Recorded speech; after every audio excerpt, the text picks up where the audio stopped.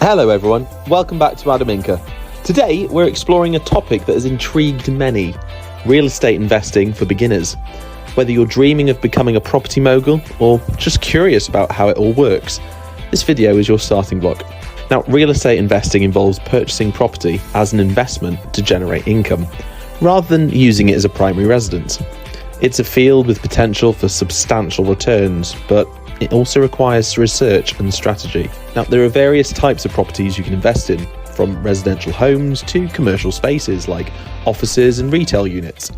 Each type comes with its own set of risks and rewards. So, how do you start? Well, first, educate yourself. Read books, follow real estate news, maybe even join a local investment group, or find yourself a mentor. Learn from experienced investors. Next, get your finances in order. This might mean saving for a down payment or ensuring your credit score is in good shape for mortgage approvals.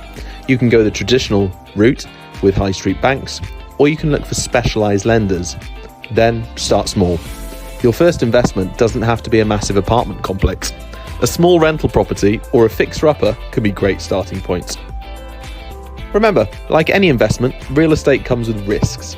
Market conditions can change, and managing properties can be more hands-on than other investments.